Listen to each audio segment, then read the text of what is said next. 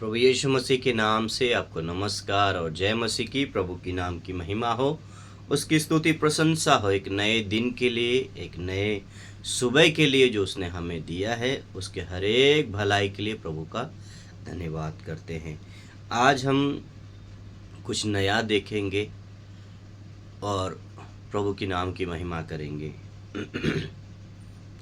आज का विषय है, पाप को पाप ही कहा जाएगा। पाप को पाप ही कहा जाएगा। तो पाप कभी भी किसी भी रीति से छिप नहीं सकता। कितना भी छिपाने की कोशिश करेंगे, आज नहीं तो कल क्या होगा, वो पाप एक न एक दिन सबके सामने नजर आएगा। वो भले बड़ा चालाक होता है, क्या है, पाप बहुत चालाकी से कोशिश तो करता है, लेकिन वो चालाकी बहुत दिन तक नहीं रहता। वो अपने आप उस व्यक्ति में, उस स्त्री में धीरे धीरे अपने आप नजर आने लगता है। चाहे वो कितना भी चालाकी करे, कहीं भी ले जाएं, कैसे भी रहें, कैसे भी घूम फिर के मजा लें, लेकिन वो धीरे धीरे अपने आप वो अपने व्यवहार में पहचान में आ जाता है। उसका एक अलग ही व्यवहार है। क्या है? उसका अलग ही एक व्यवहार है पाप का। वो अपने व्यवहार से, अपने काम से, अपने चरित्र से ही पहचाने में आ जाएगा। पाप का एक अलग चरित्र है, पाप का अलग व्यवहार है। समझ रहे हैं? तो आए हम कुछ बातों को देखते हुए आगे बढ़ते हैं। प्रभु की नाम की महिमा हो। आज संसार में पाप को नया नाम देकर उसे सही ठहराने की कोशिश की जा रही है। झूठ को चालाकी, अरे बहुत चालाकी, लालच को स्मार्टनेस, भयविचार को आधुनिकता और समझौते को समय की मांग कहा जाता है। परंतु परमेश्वर का वचन स्पष्ट कहता है कि पाप चाहे किसी भी रूप में हो, वह पाप ही है। परमेश्वर पवित्र है, इसलिए वो पाप को कभी स्वीकार नहीं करता। यदि हम आत्मिक जीवन में विजयी होना चाहते हैं तो हमें पाप को पहचानना, स्वीकार करना और उससे दूर भागना होगा। वचन कहता है, यशायाह 5 अध्याय उसका 20 वचन, हाय उन पर जो बुराई को भलाई और भलाई को बुराई कहते हैं। हाय उन मनुष्यों पर।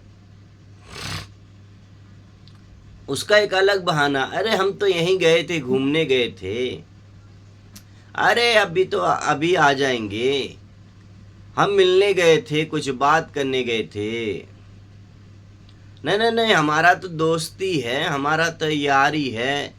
नहीं, हम में ऐसा कुछ नहीं, हमारे बीच में ऐसा कुछ नहीं है। ये सारी बातें एक बहानाबाजी में आता है। क्या आता है? एक बहानाबाजी में आता है। लेकिन कितना भी कोई छिपाए, वो छिप नहीं सकता। वो अपनी प्रतिक्रिया से, अपने कामों से, अपने कार्यों से वो अपने आप उभर के आएगा। क्योंकि शरीर की जो अभिलाषाएं हैं वो सबसे नीच है। क्या है? शरीर की जो अभिलाषाएं हैं वो सबसे नीच है। वो कुछ नहीं देखेगा, कोई पद नहीं देखेगा, कोई किसी का अपना धर्म नहीं देखेगा। मेरा भाई है, मेरी बहन है, या मेरी बेटी भतीजी है, या कुछ भी ऐसा है, पाप किसी को कुछ नहीं देखेगा। शरीर की जो अभिलाषाएं हैं, जो आंखों की अभिलाषाएं हैं, वो अपने लोगों का ही कुछ भी नहीं समझ पाने देगा। यदि आप में इतना गहरा वास कर देगा कि वो फिर आपको पहचानने नहीं देगा कि भाभी है या देवर है या मामा है या मामी है या मामा के बच्चे हैं, कुछ भी नज़र नहीं आएगा, आने भी नहीं देगा। कुछ लोग हैं जो अपने मामी के चक्कर में ही पड़े, ज़िंदगी बर्बाद हो गया। बहुत सारे ऐसे हैं जिन्होंने अपनी चाची को, मौसी को, अपनी सगी बहन, अपनी मौसेरी बहन, अपनी चाचेरी बहन, अपनी भाभी, और ऐसे बहुत सारे हैं।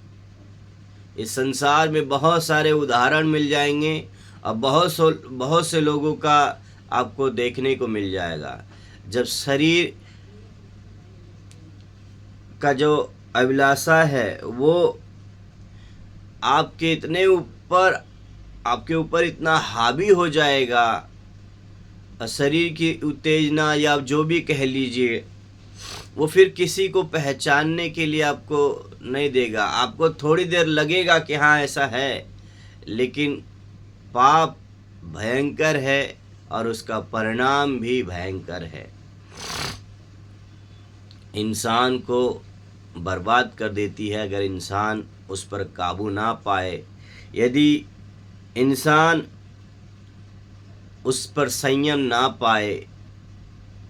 परमेश्वर का वचन हमें सिखाता है, हमें बचाता है, हमें सुरक्षित रखना चाहता है। परमेश्वर का अनुग्रह हमें सुरक्षित रखना चाहता है। अय्यूब कहता है कि मैं अपनी आँखों से वाचा बांधता हूँ कि मैं किसी भी कुंवारी की ओर ना देखूं। तो सोचो, एक अय्यूब एक बहुत बड़ा ज्ञानी, एक परमेश्वर का बहुत अच्छा दास, वो कहता है कि मैं अपनी आँखों से वाचा बांधता हूँ। दाऊद कहता है कि मुझ पर अनुग्रह कर कि परमेश्वर मैं तेरे विरुद्ध कोई पाप ना करूं। मुझे एक अच्छा हृदय दे, एक अच्छा मन दे कि मैं तेरे विरुद्ध पाप ना करूं। ऐसा नहीं है कि अन्य लोग ही ऐसे पापों में फंसते हैं। बहुत सारे ऐसे मसीह भाई बहन हैं जो आज के आधुनिक दुनिया में, आज की बातों में इस कदर फंस गए हैं कि वो निकलना नहीं चाहते, बाहर नहीं आना चाहते।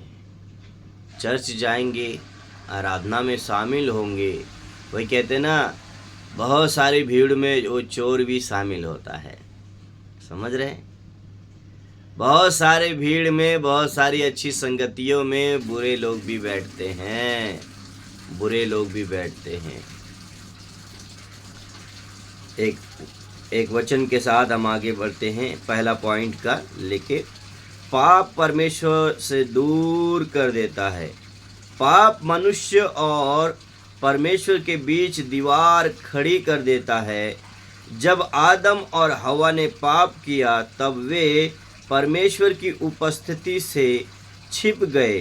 पाप हमेशा मनुष्य को परमेश्वर से दूर ले जाता है, पर तुम्हारे अधर्म के कामों ने तुम्हारे और तुम्हारे परमेश्वर के बीच में अलगाव कर दिया है। यशाया 59 अध्याय 2 वचन। यशाया 59 अध्याय 2 वचन कहता है, पर तुम्हारे अधर्म के कामों ने तुम्हारे और तुम्हारे परमेश्वर के बीच में अलगाव कर दिया है। परमेश्वर के करीब जाने से अब मुझे मन नहीं है। मुझे चर्च जाने से, मुझे प्रार्थना में पहुंचने से मेरा मन नहीं है। अब मैं कैसे जाऊं? मेरे अंदर इच्छा ही नहीं है। ऐसे बहुत सारे नमूने मिल जाएंगे आपको, ऐसे बहुत सारे लोग मिल जाएंगे।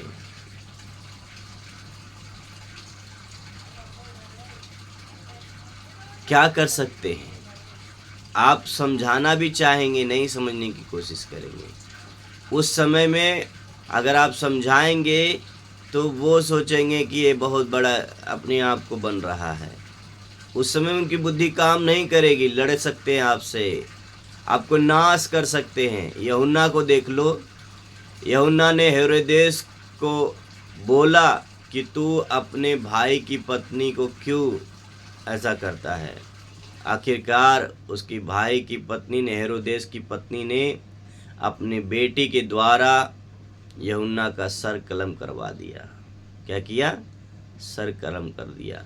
पोतीपर की पत्नी यूसुफ को फंसाना चाहती थी। यूसुफ जब उसके हाथ से उसके जाल में नहीं फंसा तो उसने यूसुफ को मार डालने का भी चाह रखा होगा।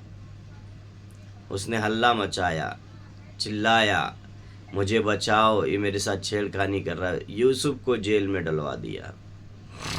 अगर परमेश्वर यूसुफ के साथ ना होता तो यूसुफ को मार डालती।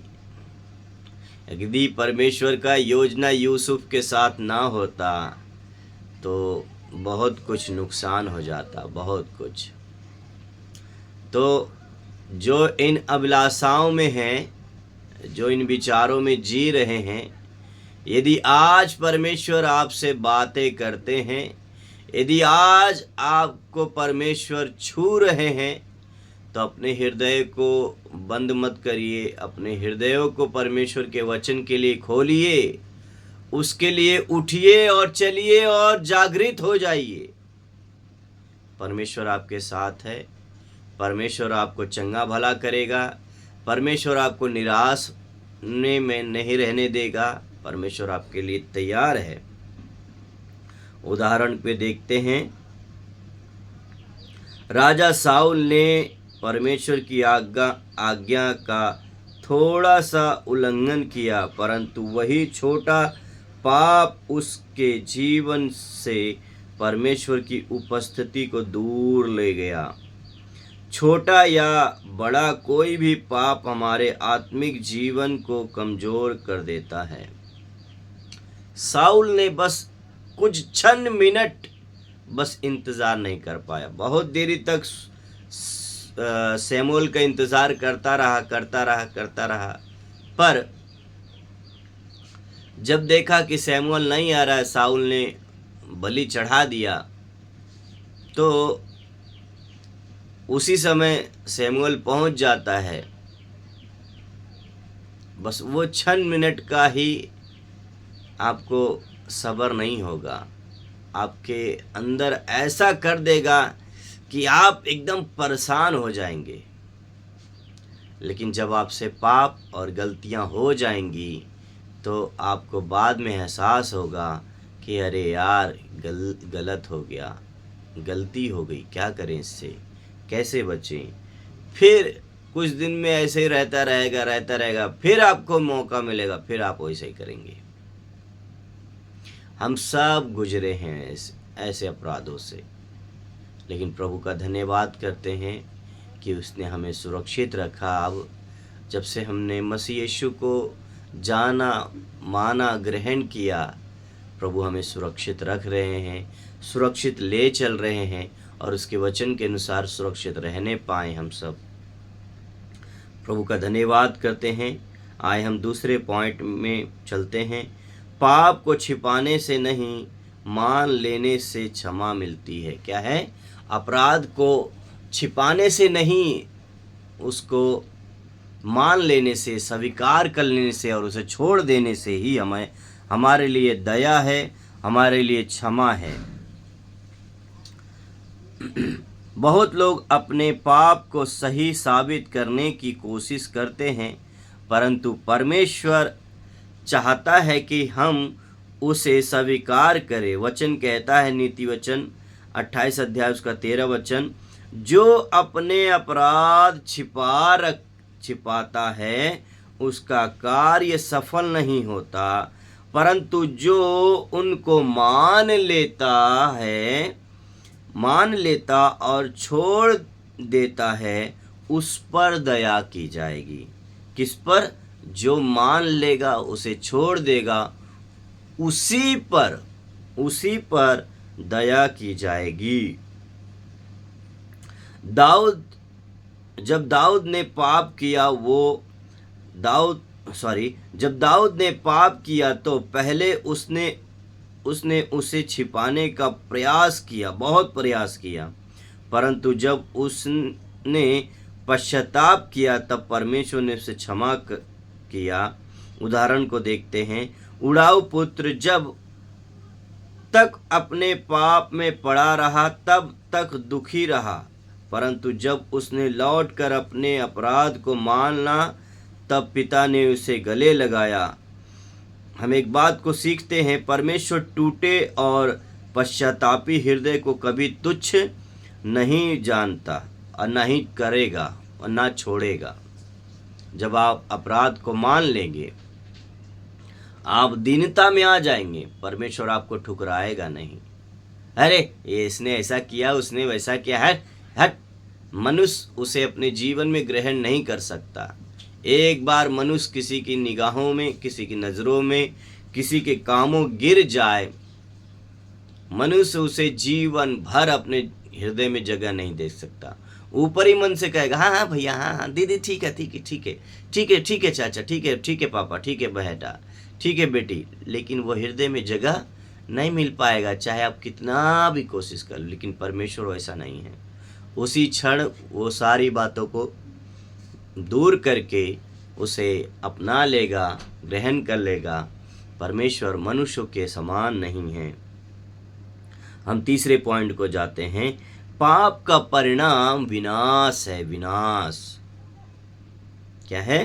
पाप का परिणाम विनाश है। हम देखते हैं, पाप शुरुआत में आकर्षक लगता है, परंतु उसका अंत विनाश में होता है। वचन लिखा है रोमियो 6 अध्याय उसका 23 वचन, क्योंकि पाप की मजदूरी तो मृत्यु है। क्या है? पाप की मजदूरी तो मृत्यु है। मैंने कहा वो ऐसा आपको कर देगा, या तो किसी को घात करने के लिए आपको उकसा देगा, या आप ही किसी को घात कर दोगे। पाप यहाँ तक आपको विवश कर देगा, आप या तो खुद ही मिटने की कोशिश करोगे या मिटाने की कोशिश करोगे। पाप आपको शांति के साथ रहने नहीं देगा। पाप की मजदूरी क्या है? मृत्यु है। पाप की मजदूरी मृत्यु है। हम सीखते हैं सिमसोन ने बार बार पाप के साथ समझौता किया और अंत में अपनी शक्ति, दृष्टि और सम्मान सब खो दिया। पाप थोड़ी देर का सुख देता है, लेकिन जीवन भर का दुख छोड़ जाता है। जीवन भर का, जीवन भर आप उदाहरण के तौर पे कह रहेंगे, जैसे हमारे बड़े बड़े संत आज हैं, बाबा राम रहीम, आशा राम बापू, फलाने ढिंका, सब ऐसे ही हैं, समझ। लेकिन पैसे वाले हैं, अच्छे लोगों से जान पहचान है, बचे हुए हैं। किसी और देश में करके देखें, दुबई में करके ऐसे देखते और ऐसे रह लेते जेल में, उनका क्या हाल होता वही जानते हैं। लेकिन भारत न है, भारत में अपराध करके कहीं भी खुलेआम जी सकते हैं। क्या करेंगे? बड़े प्यार करने वाले लोग हैं। अपराधियों से, अपराध से बहुत प्रेम करने वाले लोग हैं, इसीलिए तो आज उनके बीच में हैं। फलाने बहुत अच्छे हैं उनके लिए, अरे आशीर्वाद देते हैं, आपको क्या पता, उनसे इतनी आशीष अनुग्रह मिलता है कि अच्छे अच्छे लोग अपने कामों में जीत जाते हैं। अच्छे अच्छे, क्योंकि पापियों से ज़्यादा अनुग्रह मिलता है, पापियों से ज़्यादा आशीर्वाद मिलता है। वो कितने दिन तक रखोगे? कितने दिन तक रखेंगे? 100 साल तक रखो, 100 साल तक। मनुष्य का जीवन कितना? 80 से 60, 70, 80, 100, उससे ज़्यादा 120। लेकिन कितना कितना वो उदाहरण बन चुके हैं, वो एक उदाहरण बन चुके हैं। जब भी इतिहास उठाया जाएगा, फलाने फलाने ऐसे थे, समझ रहे? परमेश्वर आपको अनुग्रह और आशीष करे। आए हम चौथे पॉइंट में जाते हैं और आगे बढ़ के परमेश्वर के नाम की महिमा करते हैं। परमेश्वर पवित्र जीवन की बुलाहट देता है। वो हमेशा चाहता है कि मेरे बेटे मेरी बेटियां पवित्र रहें, अपने आप को सुरक्षित रखें और पवित्र रहें। परमेश्वर पवित्र जीवन की बुलाहट देता है। परमेश्वर चाहता है कि उसके लोग संसार से अलग और पवित्र जीवन जिएं। इसका मतलब नहीं कि संसार से बाहर चले जाओ, कहीं नहीं जा सकते। संसार से अलग होने का मतलब संसारिक अभिलाषाओं से, सांसारिक वस्तुओं से, जो वस्तुएं आपको नुकसान पहुंचा रही है, जो वस्तु आपको सही मायने में तारीफ़े लायक नहीं बनाती, उस वस्तु से दूर रहें। जैसे नशीली पदार्थें, नशीली वस्तुएं आपको अच्छा नहीं बनाती, आपके लिए एक अच्छा उदाहरण नहीं होता, इसलिए उन वस्तुओं से दूर रहें। संसार में रहकर परमेश्वर की महिमा अच्छी रीति से कर सकते हैं, बस संसार की वस्तुओं से दूर रहें। संसार की अभिलाषाओं से, आँखों की अभिलाषाओं से, जीविका का घमंड से और तमाम ऐसी वस्तुओं से, ऐसी बातों से अपने आप को सुरक्षित रखने की आवश्यकता है। वचन देखते हैं, पहला पत्रस उसका 1 अध्याय उसका 16 वचन, प्रभु का वचन कहता है, पवित्र बनो क्योंकि मैं पवित्र हूँ। परमेश्वर का एक सही कहता है कि पवित्र बनो और मैं पवित्र हूँ। और बहुत सारे ऐसे लोग हैं, वो कहेंगे अरे यार कुछ नहीं होता, क्या हम सब नहीं जी रहे हैं, क्या हम सब नहीं चल रहे हैं क्या? आपको नशे की बातों में ले जाएंगे, अरे यार कुछ नहीं होता, ऐसे ही बोलते रहते हैं। लेकिन हर एक नशीली पदार्थों पे पहले ही लिखा हुआ है, इससे आपको नुकसान होगा, इससे कैंसर होगा, इससे बीमारी होगी, इससे आपको ये होगा वो होगा। उसने पहले ही सावधान कर रखा है, आपकी मर्जी है, खरीदो मत खरीदो। हर एक नशीली पदार्थों पे देखेंगे तो अब लिखा हुआ है, शराब हो, गुटखा हो, बीड़ी हो, सब चीज़ों पे वो तो कह रहा है कि आप अगर इसको खाएंगे तो नुकसान है, आप मत लीजिए, वो नहीं बनाएगा, आप खाएंगे वो बनाएगा। एक और वचन को देखते हैं आगे बढ़ के। यीशु ने व्यभिचारिणी स्त्री से कहा, जा और फिर पाप ना करना। यूहन्ना 8 अध्याय 11 वचन। यीशु ने व्यभिचारिणी स्त्री से कहा, जा और फिर पाप ना करना। इसका अर्थ है कि परमेश्वर केवल क्षमा ही नहीं देता बल्कि बदला हुआ जीवन भी चाहता है। क्या है?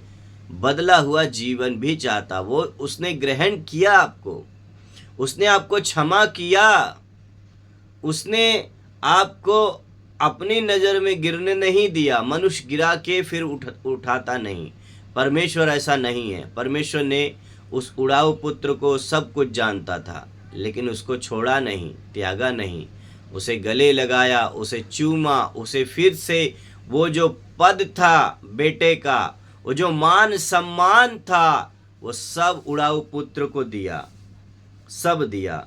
आए हम एक छोटा सा निष्कर्ष में देखते हुए आगे बढ़ते हैं। आज आवश्यकता है कि हम संसार के अनुसार नहीं बल्कि परमेश्वर के वचन के अनुसार चलें।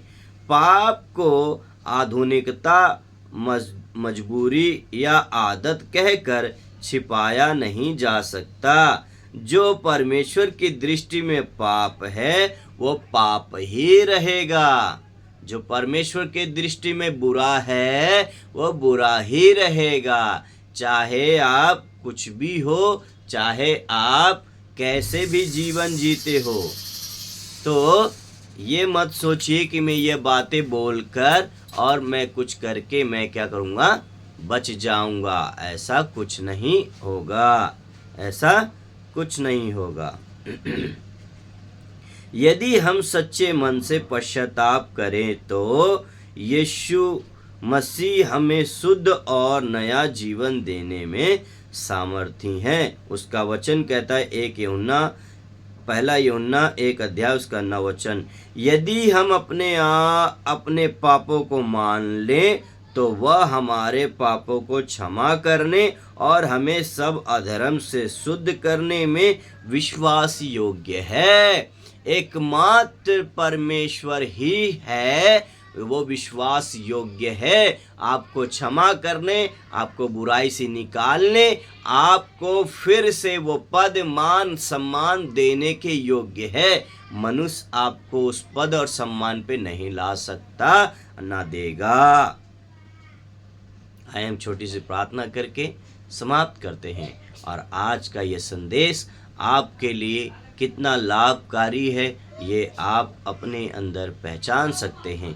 यदि आपके पास ये बातें जाती हैं, सुनते हैं, प्रभु आपको अनुग्रह करे और कृपा करे। यदि आप किसी बातों में फंसे हैं, किसी बातों में उलझे हुए हैं, ऐसी किसी बंधनों में फंसे हुए हैं, तो प्रभु अनुग्रह करे कि आप उस बातों से छुटकारा पाएं और अपने आप को निकाल कर परमेश्वर के नाम की महिमा के लिए सौंपे। परमेश्वर आपको पहले के समान ज्यों का त्यों करने के लिए सक्षम है। आए हम छोटी सी प्रार्थना करके समाप्त करते हैं।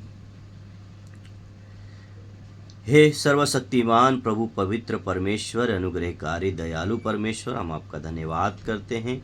हमारे जीवन में भी पाप और गलत बातें हैं, उन्हें हमें दिखा, हमें सहायता दे कि हम पाप को पाप माने और उससे दूर भागे। हमारे हृदयों को शुद्ध और सुरक्षित रख कर हमें पवित्र जीवन जीने की सामर्थ्य दे, शक्ति दे। हमें उन सारी बातों को बचने के लिए हमारे अंदर बुद्धि और सामर्थ्य दे पिता। प्रभु समझने के लिए शक्ति दे। धन्यवाद करते हैं प्रभु हर एक भलाई के लिए, आपके अनुग्रह के लिए।